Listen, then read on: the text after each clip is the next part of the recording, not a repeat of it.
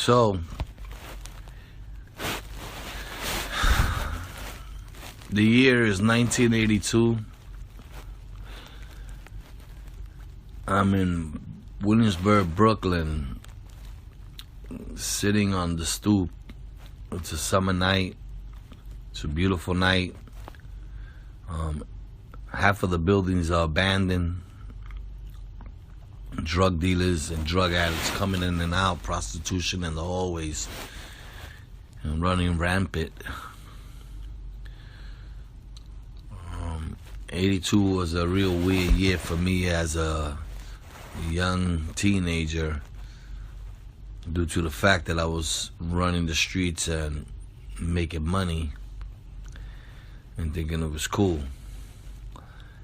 I met my first girlfriend that I could say I had a serious relationship with at a party. It was a party in the factory, which is now a beautiful condominiums. Can't even rent a place in there. And she was older than me, like I said earlier, and we fell in love early and shacked up very, very young. Her mother wasn't pleased with it. Her mother was raising her daughter, and we had the youngest son with us.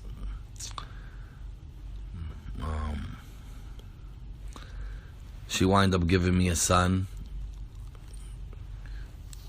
He's 30 years old today, but she was pregnant, and he was born while I was in prison doing my time. Her and I had a weird relationship. I think it was more of her than me. I was out there getting high on drugs, trying to make money to survive, and she was doing the same thing. I don't blame her, but she slept with so many guys that I don't know. Sometimes I question if my son is my son, and that puts a strain on our relationship because I don't have a relationship with him like that. It could be that it's in the back of my head of everything she did because I caught her in bed with a couple of guys. Or it could be just that my heart is telling me the right thing, that he is not my son, or maybe he is my son. I don't know. I gave him my last name. We have a grandson together. I try spending time with him, but it seems like she, the mother of my grandson and my son, doesn't really want a relationship with us like that. Only when he needs something, it seems like he always comes around, and that is really sad. Again, 1982 was really, really crazy.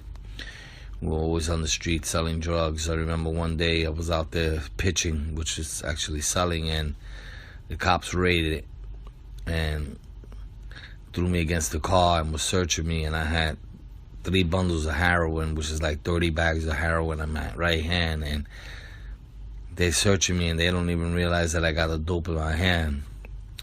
They let me go, and the first thing I did was take those 30 bags and use them and get high on them, and told the owner of the material of the drugs that the cops took the drugs. That was one of many times that I did things like that. Another time I was in an abandoned building, a drug spot, and I was in there getting high, and I had a lot of drugs on me. I must have had like 25 bundles of heroin on me, and when I came out, I got stuck up by 2 drug addicts. One put a knife on my neck, and the other one's trying to go through my pockets to grab the drugs. But the knife was so rusty that I was able to snap the blade to the butt of the knife and use the blade to escape. And the guy who took the drugs had chased him down with a couple of guys and got my drugs back, and wind up getting high on them anyway. They didn't even belong to me. I got my ass whipped for that. there was a lot of pain and sorrow, and not understanding why I do the things I do. I know that addiction takes on another form, and you become this other individual, and you don't give a shit about nothing or no one. And I became that individual, and I kept going that way until I got arrested again, and I kept getting arrested and kept going into jail.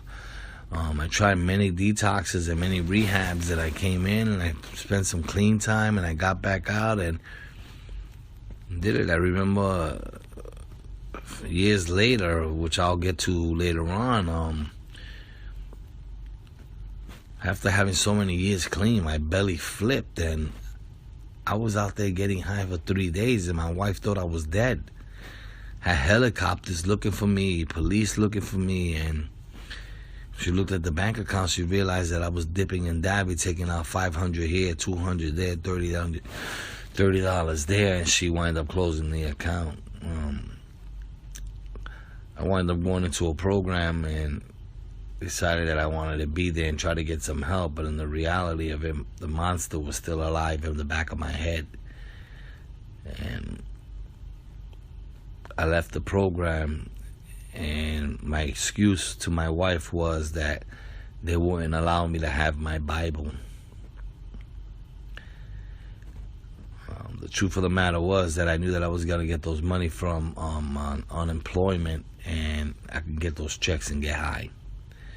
But my wife was smarter than that and beat me to the punch and always got the money before I did. So that's something that we will talk about and we'll get back to later on. Back to the 80s. The 80s was something really, really crazy. There was a lot of big drug dealers who made a lot of money, and there was a lot of us that were chasing that drug money. There was a spot on South 2nd that was considered one of the biggest drug buildings in Brooklyn. Had people coming from all over the place, and we sold a lot of drugs in those buildings, and we also did a lot of dirt. We were blamed one time for stealing, I think it was something like $22,000 from a drug dealer, and we wound up getting tied up and beaten up in an apartment, and guns shoved in our face, and had me over a roof with a .357 in my mouth, telling me where's my money. And sure enough, like my brothers and I will say, we have no idea what you're talking about, but the owner of the drugs, so I will keep his name anonymous on this because there's no need to speak about names, gave us an opportunity to pay him his money back. And we did. We paid it in 3 days. But me, the motherfucker that I am, I told him, you think after I pay you, you think you can give us a day in the building to make some more money? And sure enough, he hit me with the fucking butt of a gun. That was another situation that we got out of, and it was because of the people that we knew. And growing up in that neighborhood, people knew that they had us tied up in the apartment, and that they told them, don't kill them. You know, everybody knew us, my brothers and I. It was one crazy scenario from many crazy scenarios. I could remember ODing and falling out and not knowing how my heart didn't explode from all the drugs that I used. I remember one time being in Manhattan, and this is later on, I'll get back to it later again in the story. This one guy was getting high and he passed out, and all I did was take his drugs out of his pockets. Then I called the ambulance to come and help him. There was this productive businessman who used to come into the city because Brooklyn got too hot for me, and I didn't want anybody to see me getting high anymore, so I decided to go to the lower Manhattan, Spanish Harlem, and that was a freaking interesting time in my life too. And he will come and he will want me to shoot drugs into his neck, the vein of his neck. And me, like a crazy fucker that I was, thinking I was a doctor, I would stick a needle full of cocaine and heroin into his neck vein, draw the blow up, and just shoot it into his body so he can get high. This man was well respected, had an awesome job, and I seen him come from a freaking man with many, many dignities and well dressed and a beautiful car to a drug addict selling his freaking TVs. And I was the guy who used to get him the drugs, and I was the guy who used to shoot the drugs into his neck. Knowing that I could have killed him easily, but he was very fortunate he never died. Another time we were hanging out in an apartment and this guy was sleeping, and I took his money. He got up and he tried to stab me. God got me out of that situation again, because there was another friend of ours that was there. He was a badass and he made sure that I didn't get hurt.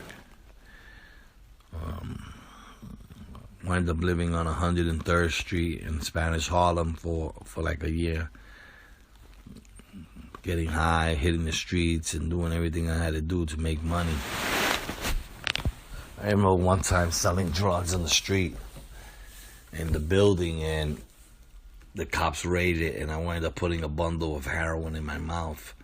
Cops are questioning me, and I got 10 bags of heroin in my mouth, and they can't see the bags, and they can't see that I'm mumbling with the bags in my mouth, and the bags were starting to leak the drugs into my system.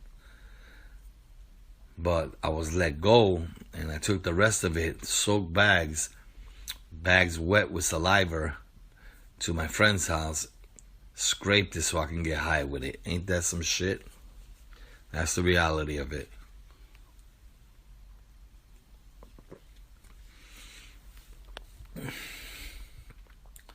Another time, I would take cellophane bags and fill them up with freaking corn sugar, put a stamp on them, and sell them in the street like if it was drugs. And all it was corn syrup, so I can get money to get high. And I would do that over and over. And people got caught on to it that, this guy's fucking burning us. He's just selling us garbage. It's not even drugs. I remember one time I was in Manhattan, I was selling this drugs. I forget the name of it. It was in Spanish Harlem. And this was in the 90s, but we'll get back there again. I'm in the building pitching the drugs. Had a metal door with a lock to the front. It was like one of those project buildings. But the area was so hot that when the detectives was try to rush the building, I would slam the door on them. And I would slam the door on them, and they couldn't get in the building, but they knew who I was. I finished my shift. It was like a fucking regular job. You had an 8 to 4 or 9 to 5. That was my regular job, selling drugs in a building and then leaving the building and going about my business. That particular day I left, I'm walking, and I decided I wanted to go have some Spanish food. So I left, and I'm walking. As I'm walking, I go to the restaurant. I'm going into a sneaker store, and was looking at sneakers on 3rd Avenue, like if I really was going to buy a fucking pair of sneakers. Everybody knew I wasn't going to buy shit. I was in there just looking. So I got out. In my pocket, on my right-hand pocket, on that little small pocket in your jeans, I had a dime bag of cocaine. In my hat, I had 4 bags of heroin. And in my underwears, I had 2 bundles of heroin, which totaled 20 bags. And I had like $400 on me. So I was good for the night. I was going home, go eat, get high all night, get some sleep, and start the same routine in the morning. Thing is, I go into this restaurant called the Cuchifrito, which is a Spanish restaurant where they sell all kinds of pork products and empanadas and all really, really good food, rice, beans. And I sat there and I put my hat down for a second, and when I turned around, I looked, my hat was on the floor, and the 4 bags of heroin were gone. The guy walked out of the store. So I ate my food and left, and when I'm leaving, I'm walking up the block, I see this particular guy just did not fit in the fucking neighborhood. He didn't fit in. And he's coming towards me, and the next thing you know, he slams me against the wall. He says, "Don't fucking move, police." It was an undercover cop. Boom. The van comes rolling up. Boom. Pulls over to the side, opens up the door. 4 more cops pull out, grab me, handcuff me, search me in the spot, and throw me in the vehicle. Now, as they throw me in the vehicle, they start searching me. The 4 bags, I don't know what happened to them, so I guess somebody grabbed that. But they're looking, but I don't want them to find the 2 bundles of heroin that I got in my underwears. You know, those little pockets in your underwears? If you're a man, you know what I'm talking about. So they're searching me, and the Puerto Rican cop is saying, he got fucking drugs on him. He got drugs on him. Search him. Fucking Nick, take all his clothes off in the van in the middle of 3rd Avenue in Manhattan. So to throw them off, I tell them, listen, I do have something on my pocket, on the right-hand pocket. You know, when they went, they found a dime of cocaine, you know, which wasn't much. But I'd rather them find that. So they handcuffed me and throw me in the car, in the van. And the other cop is still convinced that there's more drugs. And he said, when we get to the precinct, we'll search him. We'll strip search him. I get in the van, they're doing raids left and right, but most of the people they're picking up are for marijuana possession, which is a freaking misdemeanor, and they're trying to hit me with a felony. Alright, so I'm in the van, and I'm fidgeting all over the place, but I think I weigh like 110 pounds wet. So I was able to take my skinny little hands into my underwears and grab the 2 bundles of heroin out. As I took the 2 bundles of heroin out, the police officer looks over, he says, "Stop fucking fidgeting so much." I tell him I'm not feeling well. I wind up taking a bag of the heroin, and everybody in the back that was being arrested is looking at me as I open the bag of heroin with handcuffs on my hand, put them on my legs because I was able to bring my arms all the way around and sniff a bag of dope right in the police van. I said, if I'm going to go to jail, at least I'm going to go high and I'm not going to be sick in the morning. That was my philosophy. Crazy as a motherfucker. But I also knew that they were going to get me at the precinct, they were going to search me, they were going to find these drugs on me. So I came and I got as close as I can to the back of the van, and there was a rubber matting that we were sitting on. So I pulled the rubber matting off the wall, and what did I see? Was that there was a cushion matting that was pasted to that matting. I ripped it apart and put the 2 bundles of heroin under that and squeezed it together so it was glued between 2 mattings. People that were sitting there, those black kids that were sitting in the back seat with me, and those Spanish kids were laughing, and they were fucking saying, "Yo, this guy is crazy." I wasn't crazy. I was in survival mode. It was either that or I was going to get charged with 2 more bundles of heroin, which is like 18 bags now, because I think I did like 2 bags in the van. Sure enough, we get to the precinct. They pull everybody out. They pull me out. The cops look in the van with the flashlight. They don't see anything. They decide to pull the mat out. When they pull the mat out, they don't see shit because I glued it between both mats. Put the mat back in, threw me in a cell, strip searched me. They don't find anything. They wind up arresting me for the dime bag of cocaine and criminal sales of a controlled substance and possession of a controlled substance. So now I have to go to jail. So they put everybody back in the van. They threw me back in the van. And I shit you not, I'm not making this up. They put me in the same place I was at. Guess what I did? I wind up splitting the mat again and grabbing the 2 bundles that I had stashed originally in there. Had them. Grabbed the 2 bundles, put them in my pocket. Got all the way to the booking center where they threw me in a cell. But now I have no cash, and I know I'm going to Rikers Island, so I'm going to need commissary. So there was a white boy sitting there, a young white kid. He was sick as a dog from drugs. And I told him, you have money? He goes, yeah, I got cash. I told him, you want to buy a bag of heroin? He says, yeah. So I sold him a $10 bag for $20. He gave it to me. He wound up sniffing it right there in the bullpen, and the correction officer seen it and told the other one. He sniffed it, and I gave it to him. So what I did was I took the other 2 bundles. They were serving us cornflakes, and there was like 1,000 boxes of cornflakes, and I threw the 2 bundles inside the cornflake box and threw them with the trash. They took me out of the cell. They searched me. They found nothing. They moved me to another cell. They moved him to another cell. It was already almost 11 o'clock, so the shift was changing, which means the other guards were coming back on board. So when the other guards came back and the other ones were leaving, the ones that moved me, I told them, listen, I was originally in that cell there. I need to use the phone. Is it fine that I can get in there? And the officer actually let me get back into that cell. I went through the trash and I found my 2 bundles of heroin that I've been sneaking in from the beginning of my arrest. Had the 2 bundles, did a couple of bags in there. I was down to maybe like 15 bags. Now I'm trying to figure out how I'm going to sneak this into Rikers Island without having a balloon to stuff the drugs up my ass or swallow it. So they have trash bags, and really, really hard trash bags. Before I ripped the trash bags, they were doing a strip search, and they called us out. I had the 2 bundles in my hand. I shit you not. The cops are searching me. I throw everything that I had in my pocket, plus the 2 bundles of heroin, on the floor in front of the correction officer. I guess they've been going through this routine so much that they really don't look.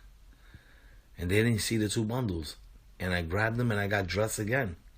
And I actually brought them all the way into Rikers Island. I got to Rikers Island. I was in the bullpen. I started sniffing a couple of bags and trying to hold on to as much as I can so I get into the housing unit so I can sell a couple to make some money.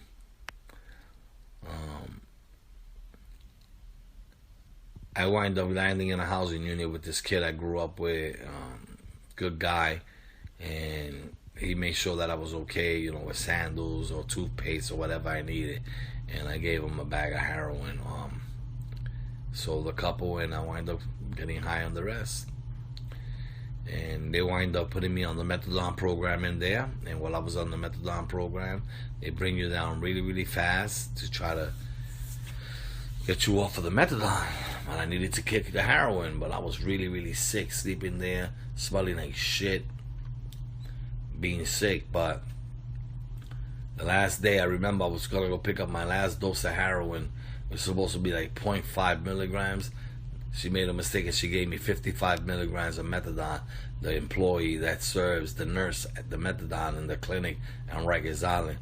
And by the time she was able to say I made a mistake, I already had drank it, and I was feeling really good.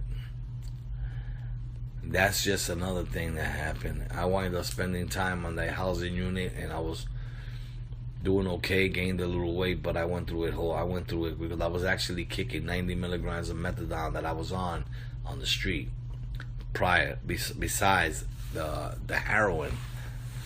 So if you ever kick methadone, or if you can ever do research on kicking methadone, you will see that shit is not easy. I got through it, and I started to work in the law library to see if I could do something about my case. I had no idea what I was doing. The next thing you know, they packed me up and they told me I'm moving to another facility. That was C95. From C95, they moved me to C74. I get to C74.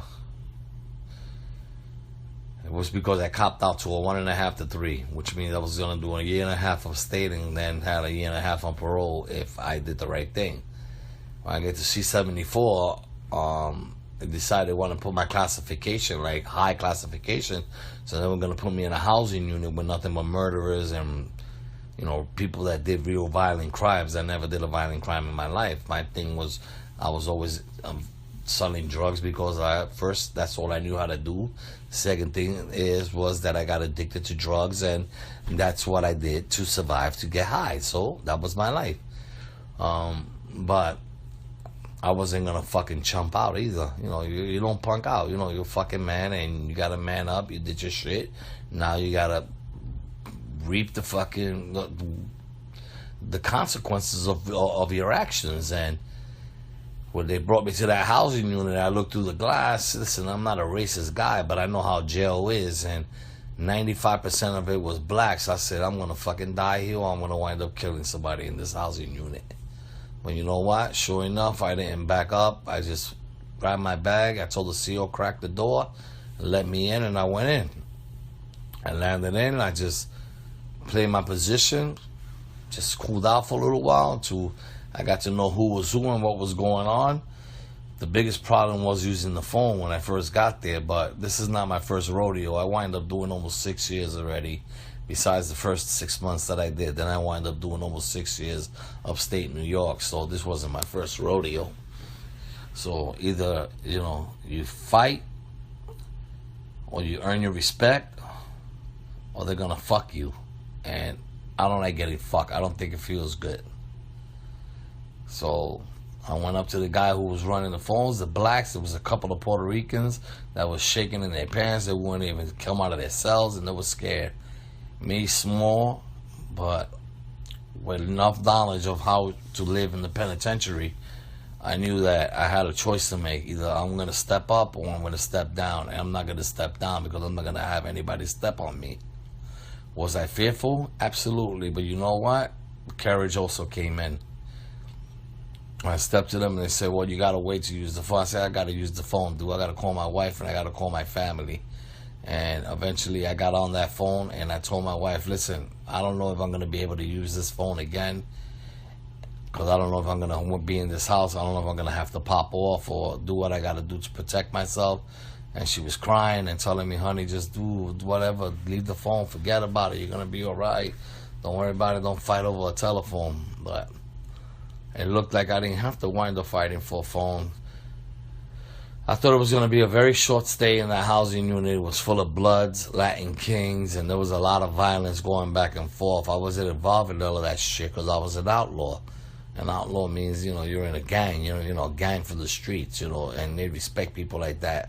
But I stood to myself. I met a couple of good guys, and I started working, for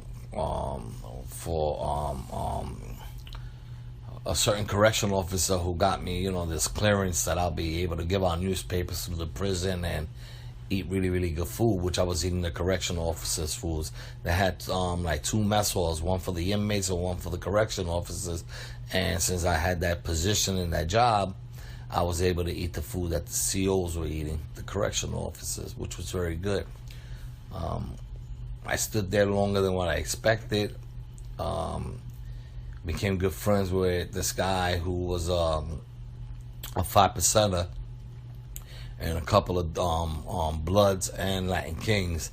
But there was, after that, there was no beef in the house. It was like a peaceful house. Like everybody just wanted to do their time and go home. You had people facing triple homicides, you know, homicide, murders, and, you know, real violent crimes, you know. And then you had those individuals like me who were there for a bullshit drug case.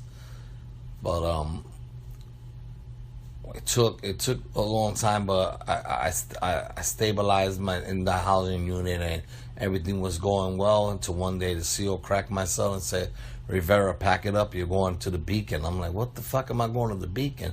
Now the Beacon is the max of all max prisons on Rikers Island. That's like a super max. I'm like, I'm going upstate. Where am I going to the Beacon? With my classification, I think they fucked up on my classification, so they wind up sending me to the Beacon. Before I'm on my way, I'm packing. The CO said, yo, why don't you just slip and say you hurt yourself, you know, so you won't have to go. And I'm like, yo, I don't do shit like that. Only bitches do shit like that. Yo, I'm a fucking grown man, and this is where I gotta go. I gotta do what I gotta do. I remember one of the Bloods that were in the house with me. He became a good friend of mine. He told me, yo, Johnny, that's Blood House over there, bro. That's all full of Bloods. And I'm like, I hear you, dude. He said, you gonna be all right? I said, yeah, I'm gonna be fine, man. I'll do what I gotta do. And sure enough, I packed my little bag and I went to the Beacon. Got to the Beacon, and what happens? They wind up putting me in a housing unit full of nothing but bloods. Everybody else there were a bunch of, 5%ers, some Puerto Ricans. There was no Latin Kings, no freaking Nietas, no Spanish gangs at all. But I wasn't affiliated with none of those gangs, so I wasn't worrying about that shit. So I get to my cell, I unpack my cell, I come back downstairs, and people start questioning, yo, who you affiliated with? I'm not affiliated with nobody, dude. I'm here to do time. I just got served. I'm going up north. I'm going upstate. I'm going to do my time. I started hanging out with 5%ers because they seemed like the coolest dudes, and some people that was just trying to work out and stay out of trouble, and I did that until, a couple of months. I couldn't believe I was there that long. Next thing you know, they cracked my cell at 5 in the morning and told me, Rivera, pack it up, you're going upstate. And I came and I packed my shit and gave everything out that I said that I would give out to my friends, my radios, stuff that I can't take upstate with me. Went to the bullpens and ate breakfast, and the next thing you know, I was on a bus, all shackled up, heading to upstate New York to go do my time and finish my time. On my way on that bus, I was hoping that they send me to a facility. I already had a game plan that I'll be up there a couple of months, go apply for work release, and come back home quick. See, but God has his own plans. This is my plan, but God has his own plans. His plans were, you're going to feel this, and you're going to feel it to your core. You're going to wind up landing in prisons that you think you never felt in. So anyway, they wind up taking me all the way upstate. I wind up going downstate New York. On downstate New York, I wind up going to Comstock. From Comstock, I wind up going to Clinton, and from Clinton, I wind up going to what the name is freaking jail that they sent me to. Was the man? I forget the name of it. It'll come to me, but it was considered a class, max B. I couldn't believe it. To a max B for a drug case. I got there, I wound up in a housing unit where there was a lot of Puerto Ricans, there was a lot of blacks. I wound up running into this kid named Johnny that I grew up with, and, people didn't really like him there. He was a little soft, but, I talked to the guys, yo, leave the kid alone, man. He ain't gonna hurt nothing. But they didn't like him for some reason. But I wound up staying there, and they moved me to another housing unit. And I got outside clearance, which means the state thought that I was a model prisoner and was able to work in the community, and that worked out really nice for me because the food was better, and you were out of the jail mostly till 3, 4 o'clock in the afternoon.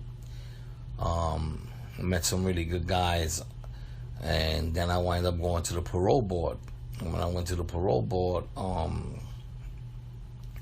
they released me, but before that, I got myself into a couple of scuffles, and into a couple of fights. There was this one guy, his name was Chino, and he was facing like 6 years, and when I made the parole board, he was really, really pissed off about it, and he wanted to try to keep me there, and, to say I was sleeping in a section with nothing but blacks, and I could have been sleeping in the section with Puerto Ricans because I am Puerto Rican, but I knew that if I was to stay in that section that I would get myself in more trouble, and all I wanted to do was get home to my wife and my kids. So one of the biggest black dudes there that became a good friend of mine from Albany, New York, stepped up and told you want to throw joints, you go throw joints with me. Johnny made the boy, you need to leave him the fuck alone so he can go home to his family. That did it, that issue. But I was hanging out with this Latin king, I'm not going to say his name. And he was a fucker. He was a friend of mine, but he was a first crown. And we would go to the yard, to get our exercise on and walk around and talk and mingle with people and do whatever dirt you do in the yard, get your weed or whatever you're going to do. I wasn't into none of that shit, though. They were. And he would go around and telling all the Latin kings that I'd be denying my crown, which means that I would deny that I was a Latin king. I was never a Latin king. And I would tell him, yo, one day you're going to get me killed because these cats are going to take you seriously. And he would laugh. But he was a great guy. I miss him. I don't know where he's at. I know he's from the Bronx, but I don't know where he's at. But I'll get back to you later on. I still got to get back down to my teenage years. I just had these thoughts and I figure I'll put it on paper right now. Later.